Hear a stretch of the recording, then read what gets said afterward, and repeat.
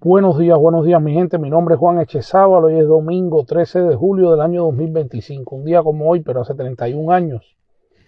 vivía yo en Regla, muy cerca del puerto de La Habana, ¿no? Por supuesto,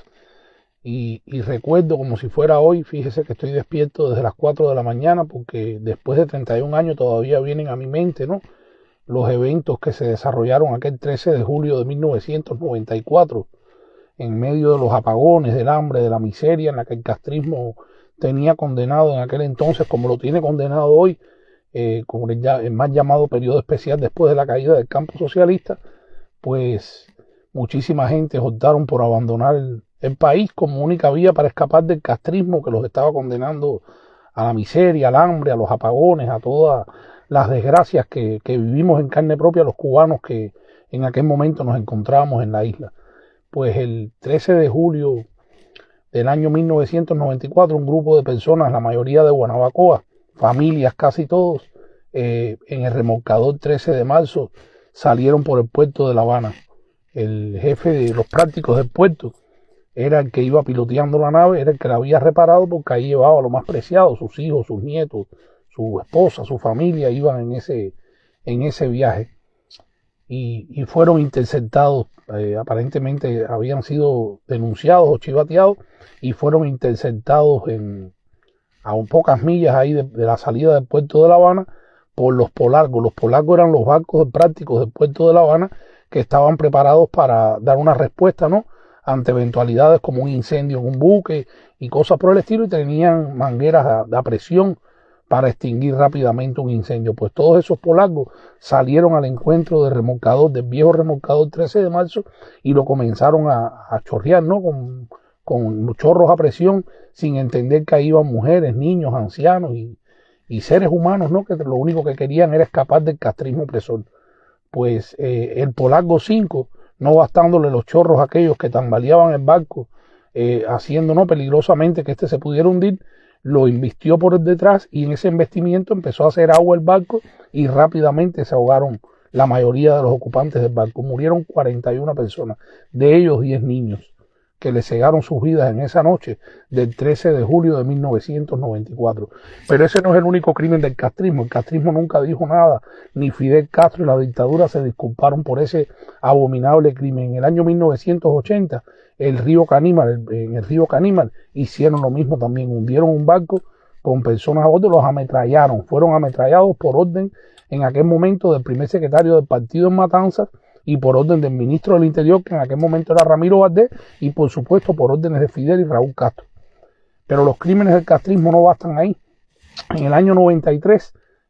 también unos jóvenes, ¿no?, en octubre del 93, de mi pueblo de Regla, salían por la zona de la playa de Bacuranao, y los guardafronteras les dieron órdenes de que los ametrallaran igual, que les pasaran por encima con el tractor que estaban utilizando para patrullar el litoral ahí de la playa de Bacuranao,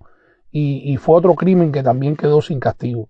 Me acuerdo que sacamos el cuerpo, ¿no?, abrimos la caja en la funeraria de Regla, ahí en la calle Maceo, y estaba con bayonetazos el cuerpo de este joven reglano, y estaba todo lleno de golpes y tenía las huellas visibles de todas las torturas que le hicieron cuando lo único que quería era escapar del castrismo opresor. También el barco arenero de Obras Marítimas de Regla se encontraba en el puerto de Mariel, dragando la zona del puerto, y un grupo de gente también tratando de escapar del castrismo en esos días del periodo especial, la antesala del maleconazo, pues se montaron en él y trataron de salir y lograron su objetivo, pero fueron ametrallados. Algunos llegaron a Miami heridos y salieron aquí en la prensa de la Florida, y es conocido también ese otro crimen. También sucedió en el mes de octubre del 93 en Cojímal, una lancha rápida que iba saliendo con familiares, con mujeres, niños igual, y fue ametrallada por los guardafronteras. Dicen que les habían disparado, pero nunca se encontraron armas en la cigarreta,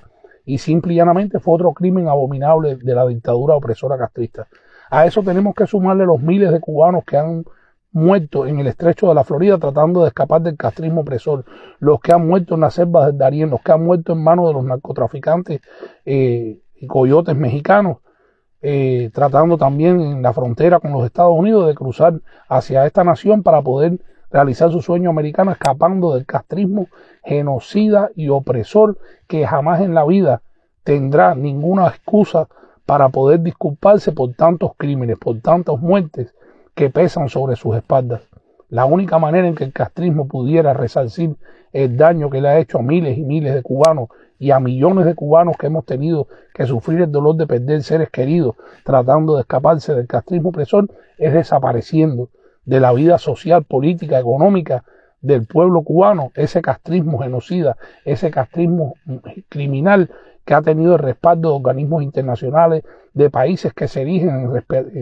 en voceros de los derechos humanos y sin embargo viran la espalda ante los crímenes que el castrismo ha cometido en estos 66 años. El castrismo históricamente ha justificado sus crímenes, lo hizo desde antes de existir como dictadura, porque en los años estos del 53 al 59, desde el asalto a Moncada hasta toda la guerra que desataron en la Sierra Maestra, los 20.000 muertos que hubieron en Cuba, ellos se los achacaron a la dictadura de Batista, cuando realmente los que pusieron bombas, los que cometieron asaltos y genocidios y secuestros, y los que llevaron esa guerra de guerrillas a la Sierra Maestra para tratar de sacar a Batista del poder, fueron ellos, fue Fidel Castro y fue la pandilla de criminales y de asesinos que lo secundaron en todas sus epopeyas. También tenemos que sumarle los muertos, los más de 3.000 jóvenes que murieron en sus guerras en África, sobre todo en Angola, cuando escudados en el internacionalismo proletario, en ese falso internacionalismo proletario, lo que realmente hizo Fidel fue hacer negocio, fue ir a buscar petróleo, fue ir a buscar oro, diamantes, maderas preciosas y hacer negocio con los países de donde fue a llevar su falso internacionalismo proletario. El régimen opresor castrista no tiene con qué pagarle y resarcirle al pueblo cubano tanto crimen, tanto odio, tanto genocidio contra los cubanos. Pero un día pagarán, un día Cuba será libre y un día todos estos criminales tendrán que verle la cara a la justicia internacional y tendrán que responder por sus crímenes de lesa humanidad contra el pueblo cubano. Guerrera Banera, buen domingo para ti, familia, igual para ti. La petición está disponible, Cuba, Estado terrorista. Ya firmé la petición en la mañana de hoy, la vi, gracias. Juan Ebran Cancho Solís, saludos cordiales desde Miami, abajo la tiranía asesina, terrorista y narcocomunista de Cuba. Por supuesto, mi hermano, tenemos que seguir denunciando los crímenes del castrismo, tenemos que seguir señalando a todos estos criminales y a todos los cómplices de esta dictadura opresora, tenemos que seguir mostrando la verdadera cara de esa dictadura genocida que le ha robado a millones y millones de cubanos sus sueños, sus aspiraciones de libertad, que los ha privado de poder vivir con dignidad, de poder emprender, de poder disfrutar de una nación próspera y libre y democrática que existió hasta el año 1959, convertida hoy en polvo, en ceniza, en estiércol, en derrumbes, en desgracia. Miren cuántos derrumbes han habido en los últimos días en La Habana. Es criminal eso, cuántas vidas cegadas, cuánta destrucción, cuánta miseria. Vemos cómo diariamente las noticias que vienen desde la isla no son para nada halagüeñas, son noticias que lo que traen es luto, dolor, accidente, robo, asesinato, derrumbes, miseria, desgracia, represión. O sea, Cuba está prácticamente colapsada y mientras esto sucede, la dictadura se da golpes de pecho y se trata de victimizar, por ejemplo, con las últimas medidas de la administración Trump, cuando le impidieron al títere dictatorial, a su familia, a la familia del ministro de las Fuerzas Armadas y del Ministerio del Interior, entre otros funcionarios, que puedan volver a tener visas y poder entrar a los Estados Unidos. Sin embargo, la infame de Liz Cuesta, la primera dama dictatorial de Cuba, la que mientras sale a viajar por todo el mundo, cuando Díaz-Canel se va de viaje a no resolver nada, a vacacionar y a disfrutar de lo que tienen privado al pueblo cubano,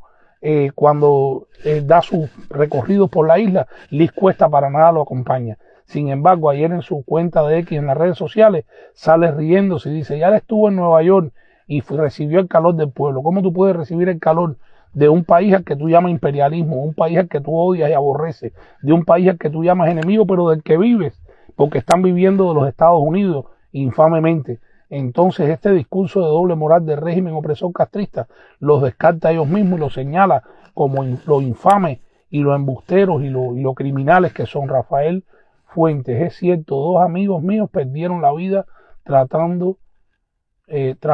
madera preciosa de Lunda Norte a Luanda para construir un bungalow en Cuba. Así mismo es, Rafa, tú viviste esa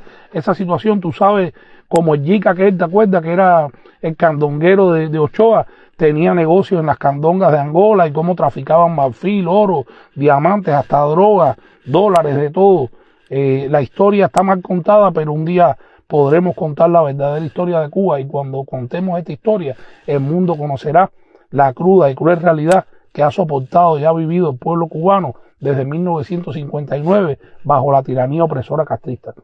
El mundo tiene derecho a conocer la verdad de lo de Cuba, y el pueblo cubano tiene derecho también a vivir en libertad, y alcanzará su libertad. Cuba será libre, no porque lo diga yo, sino porque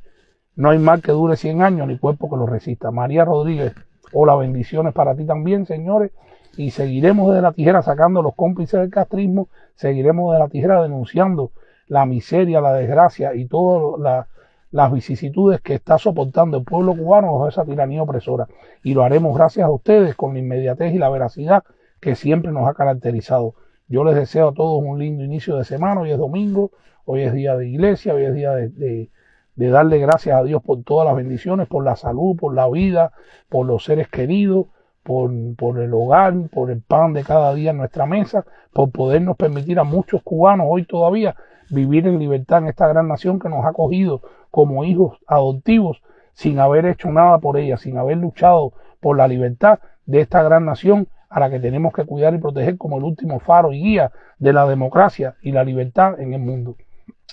Antonio, buenos días, bendiciones, Antonio de Foy. Diosmira Rodríguez, bendiciones, buenos días para ti también. Mi gente, gracias por estar aquí siempre para nosotros, por acompañarnos diariamente con nuestras noticias, con nuestras denuncias, para poder hacer llegarle al mundo la realidad de lo que acontece en Cuba con veracidad y con inmediatez, no como lo hace la prensa oficialista del castrismo y la prensa fake news internacional, cómplice de los comunistas y de las dictaduras totalitarias alrededor del mundo. Y Aileen Santos Rojas, me despido contigo, que Dios me los bendiga a todos, les deseo un lindo inicio de semana. Mi nombre es Juan Echezábal y esta es La Tijera. Bendiciones.